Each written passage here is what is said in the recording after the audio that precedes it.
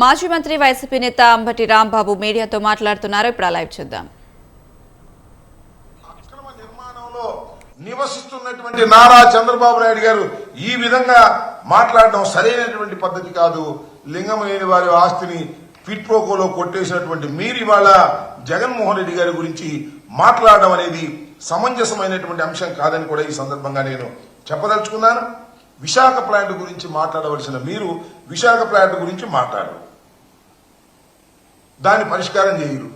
పరిష్కారం చేయకుండా సమస్యలన్నీ కూడా పక్కన పేరుకుపోయి ఇవాళ మీరు బాతాకానీగా కబుర్లు మాట్లాడుకున్నట్టుగా మీకున్నటువంటి పత్రికల్లో పెద్ద పెద్ద హెడ్డింగ్లు పెట్టి ఆ హెడ్డింగ్లో మీరు రాసుకునేటువంటి పరిస్థితికి మీరు దిగజారిపోయే వాళ్ళ రాజకీయాలు చేస్తున్నారు.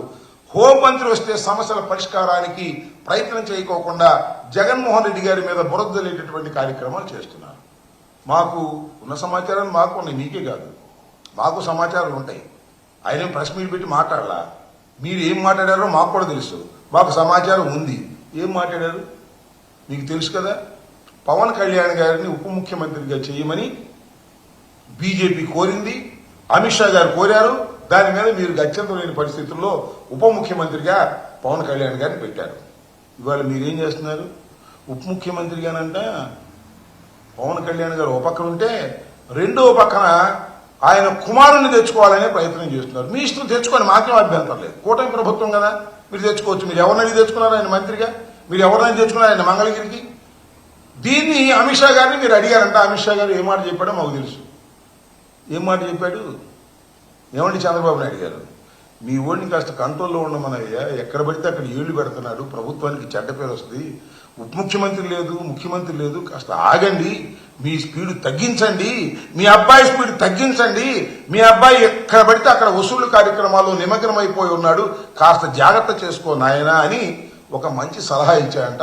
ఆ సలహాని బయటకు రాకోకుండా మీరు ఇవాళ ఇలాంటి పుంకాలు కథలు జగన్మోహన్ రెడ్డి గారి నివాసాల మీద వాటి మీద వీటి మీద రాసేటటువంటి ప్రయత్నం చేయటం అనేది ఒక దిగజారిపోయినటువంటి వ్యవహారాలు మీరు చేస్తున్నారు.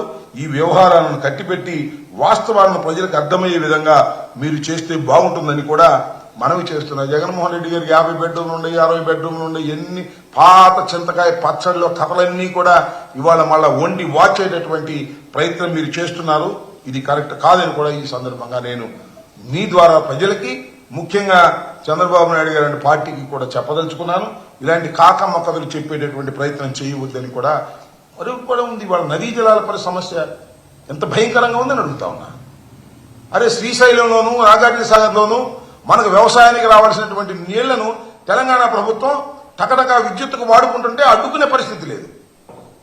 ట్రిబ్యునల్ దగ్గర వాళ్ళు ఫైట్ చేయాల్సినటువంటి పరిస్థితులు ఉన్నాయి. ఇలాంటి పరిస్థితులు అన్నీ ఉంటే ఈ పరిస్థితుల మీద మీరు అమిత్ షా గారితో మాట్లాడరు.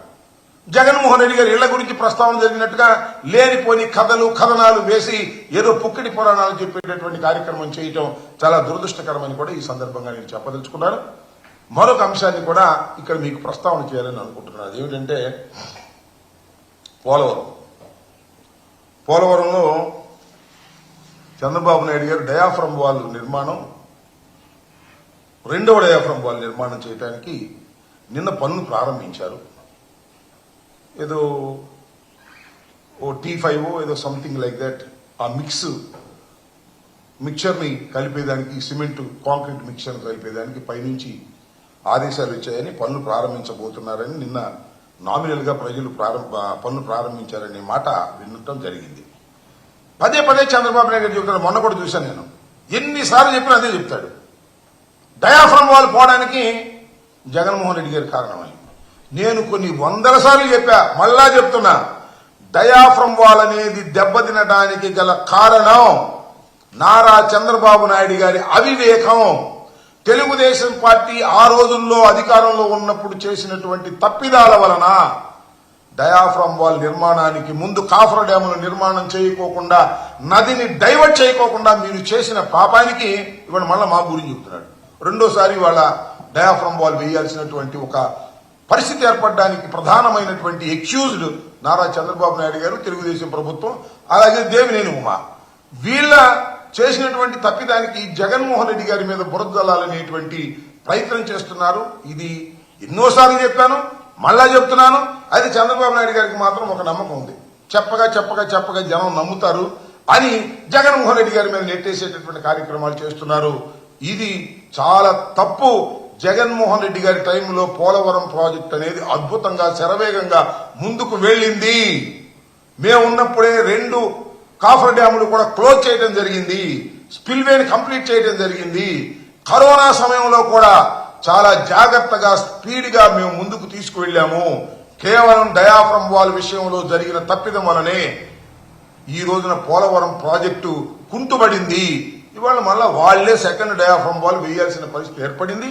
అది వేస్తున్నారు. వేసే ప్రతిసారి జగన్మోహన్ రెడ్డి గారి ప్రభుత్వం అవివేకంగా చేసింది అనేటువంటి మాటలు మాట్లాడుతున్నారు. ఇవి చాలా తప్పిదమైనటువంటి మాటలు. చంద్రబాబు నాయుడు గారికి నమ్మకం ఏంటంటే ఆయన చెప్పంగానే 2 పత్రికలు రాసేస్తాయి, 3 పత్రికలు రాసేస్తాయి, టీవీలో చెప్పేస్తాయి, జగన్మోహన్ రెడ్డి గారి వల్లే నష్టం జరిగిందని ప్రజలు నమ్ముతారు అనేటువంటి ఒక భ్రమలో ఆయన ఉన్నాడు. ఇది వాస్తవం కాదని కూడా ఈ సందర్భంగా నేను చెప్పదలుచుకున్నాను. డయాఫ్రమ్ వాల్ 2వ డయాఫ్రమ్ వాల్ బావర్ కంపెనీతో మీరు వేయించుతున్నారు. మంచిదే, వేయించండి, తొందరగా పూర్తి చేయండి. కానీ ఆ పాపానికి మీరే కారణం అనేది మరొకసారి చెబుతున్నాను. మీరు చెప్పిన ప్రతిసారి కూడా మళ్ళా నేను ఈ విషయాన్ని చెప్పవలసి ఉంటుందని కూడా ఈ సందర్భంగా నేను మీకు తెలియపరుస్తున్నాను.